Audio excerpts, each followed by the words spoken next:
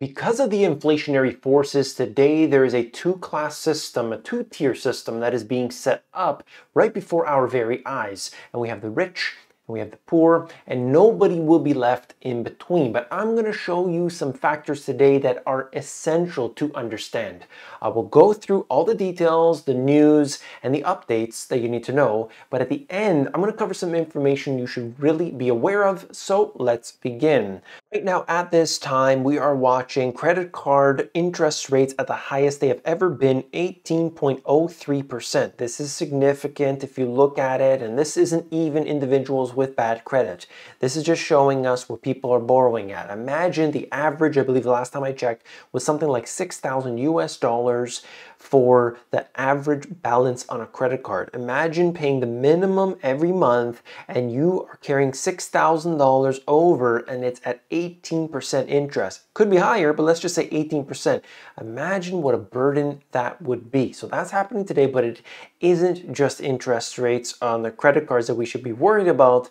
It's other types of interest and other types of financing, and I'll get into that more in a minute. Let me just show you this.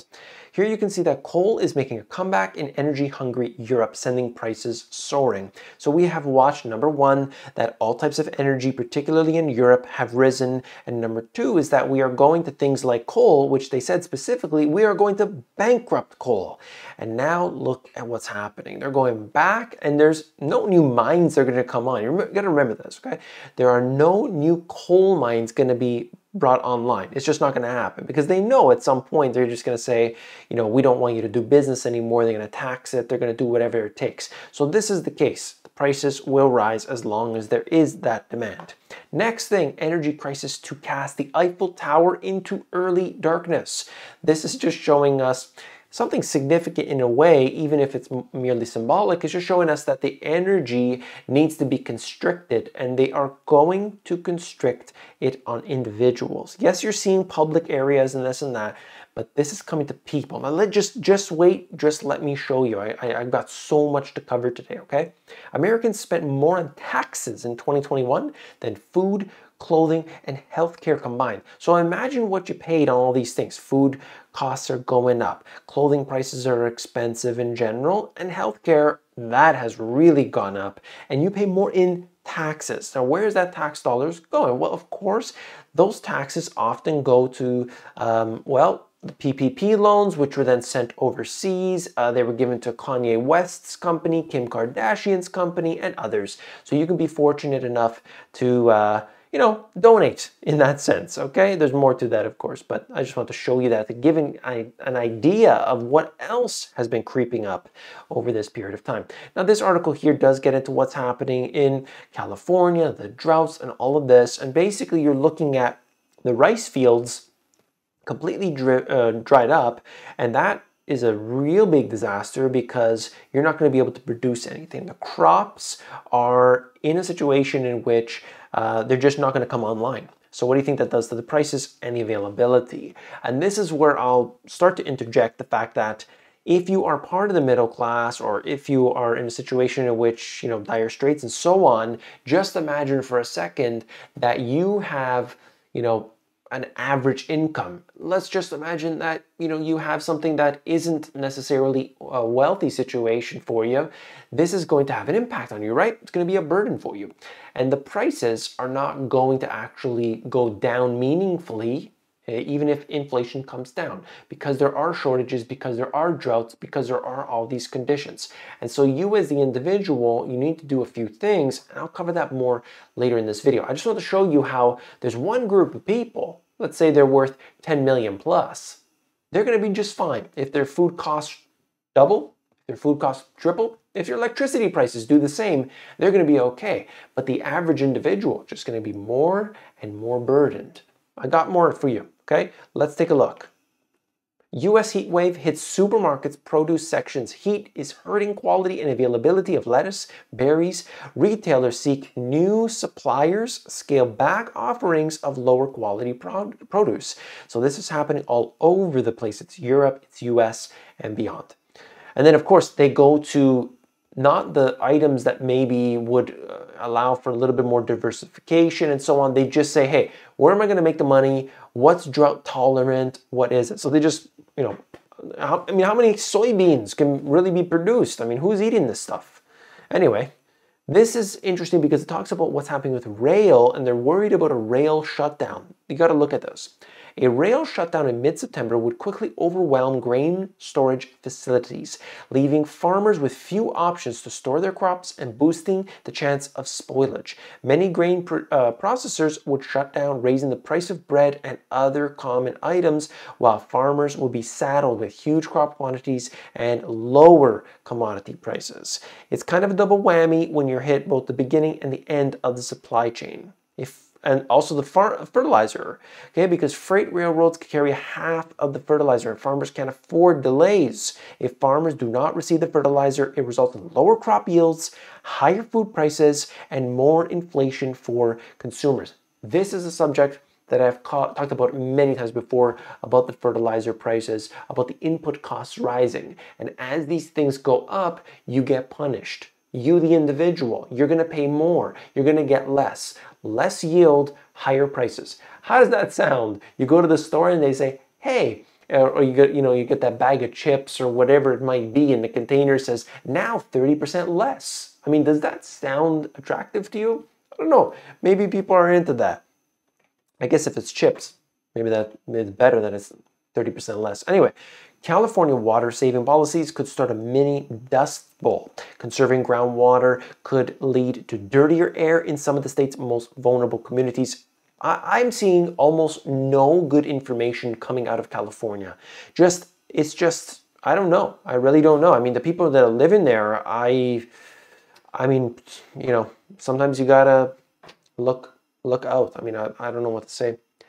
Farmers, agricultural economists, and others taking stock of the summer's growing season say drought conditions and extreme weather have wreaked havoc on many row crops, fruits, and vegetables. This is just going on and on, okay? They get into the fact that this is the smallest for hard red winter wheat crop. It's the smallest since 1963, that crop. Think about that. 1963, many years ago, at a time in which inflation is crazy and all these other things. There's more in here, basically covering, carrots. Year-to-date shipments are down 45%, corn down 20%, potatoes down 13%, and so on. So they're just showing you time and time again how this has been a big concern all across the food supply. Then you look at this, Western Europe battling Thursday to deal with the fallout from the extreme heat and drought, with wildfires causing evacuations of France and Italian farmers losing up to 80% of their harvest due to the severe drought. I mean, this is so extreme. What happens when you lose 80%? You just go under. You just can't survive. Nobody could survive like that. 80% of your crop's just gone, just like that. Now that's just one example, but you see drought here, you see poor conditions here, the fertilizer can't come through. It seems like it's one after the other. And so, as I said, there's these two classes of people, that there are the haves and the have-nots. So what happens when you, the individual, are unable to get your food at the store? Well, what happens? Stick with me. Look at this. Crop losses of up to 50% are now expected in parts of Germany due to drought. You've seen this again and again. And so this is part of it. Americans taking out loans through buy now, pay later apps to purchase groceries. In fact, Zip reported that a 95% rise in the purchase of groceries using their service in the US, with restaurant bills up 64%. So you see what's happening here? Credit cards, 18% right now, highest ever. And now people are in fact using the buy now, pay later systems. Maybe they've maxed out their credit cards. You see? This is very interesting. Because credit card usage, and the way that it was seeming like, oh, maybe people are starting to get wise and not paying off they're paying off their credit cards and things like this. But no. In fact, they're just using buy now, pay later systems. Empty offices and inflation are threatening New York City's food trucks. And this is something that I talked about before, because You look at what had happened with the big office tower shutting down. New York's one of those places where a lot of the people just didn't go back to work there. We're now working from home. So it has a cascading effect. I talked about this in Toronto. Underneath downtown Toronto is something called Path. And basically it's an underground city. It has every store you could imagine, and it is just super lively from Monday to Friday. Business is booming. And then what happened during 2020? It was dead, gone. Nothing was operating. Maybe there was a bank here and there, or maybe there was a coffee shop, and that's about it. And I don't know how they even stayed open. This right now is the same situation in many other places. And what happens here when they don't have work, when they don't have people coming through? Of course, you encounter very big problems. This is still going on today in some areas. The US is now sending the bulk of its export gas to Europe. This is happening at a time in which this can't be sustainable. We know that. You need the pipelines coming through, but if you're not going to deal with Russia, and if you're going to say we're going to ban everything from Russia, well, then you got a big problem. And the US needs its own supply at this time. I think that is very concerning, if you ask me, for the US. It's also for Europe, of course, in their own way. But the US, my friends, watch very closely. This is what I wanted to talk about as well. Guaranteed income programs spread city by city. And so we've seen this. It's taken place even in one country or another, and they try this out. What are we talking about here? It's free cash to everybody. What would happen? They study it. They say, is the person actually going to go ahead and pursue work? Are they just going to sit home and wait? What is the effect of this? And so on. They're trying it, and I do believe it's coming. But it comes with a catch. There's always a catch, because if you learn anything in life, it's that nothing is free. Nothing's for free. Let's look here. If you could see this for yourself, I thought this was incredible, because we need to have solutions. Solutions to what's happening with crops, with food supply, and so on. This article, if you want to check it out, I highly recommend it. Basically what it's talking about is one individual. He came over from China. He went to Calgary, I believe it is, in Alberta. We're talking about a cold place in the winter. And the guy is growing not cold hardy crops. He's growing tomatoes, of all things. And so he says basically in here, the way that they built the greenhouse and the way it works, pretty simple, nothing, out of the ordinary. I just thought it was interesting that he used this right here. It says the north wall, or the back of the greenhouse, is made out of clay and is 1 meter thick. The clay acts as a heat sink, capturing and storing heat from the sun during the day and releasing it through the night. At the same time, there's like a retractable blanket that basically goes on the top of the greenhouse. So you get the plastic layers, they also have this blanket, and then the clay, and it is completely passive. And he grew, I don't know if it says a little bit further up, like literally thousands and thousands of pounds of produce. This is amazing. This is fantastic. Now it's just one example, but the point here is that he used the knowledge that he had, applied it in a place that basically you can't really grow anything unless you're actually applying heat to the situation. And right now, right here, you're seeing this big change. I think this is fantastic. I would love to see more of it, because we can have more local produce. If California can't supply it, listen, people are in big trouble, because a lot of that produce from California doesn't just feed California, it's being exported. You cannot rely on the old systems. If 2020 taught us anything, it's that this globalization system that we have is very fragile. So people, businesses, entrepreneurs should pursue different things. This is just one thing that I pulled out of my hat here, but I wanted to show that to you. You also have this. I talked about this channel many times before. 1 yard revolution. So that's a big scale, the one I showed you. This is a backyard. This guy lives in Chicago. 1 yard revolution, and there are others like it. He doesn't even produce any more videos. But the reason I love it, because he's in his backyard, typical, let's say average size backyard, and he's right through the year, totally right through the year, he's producing crops in his environment, which goes down to some seriously cold weather. This is what people need to do, individuals need to do to take care of themselves. These are the solutions. Let me get into some others. There are so many changes that are happening today, and we need to be aware of them. We need to take advantage of them, and we need to prepare as a result of them.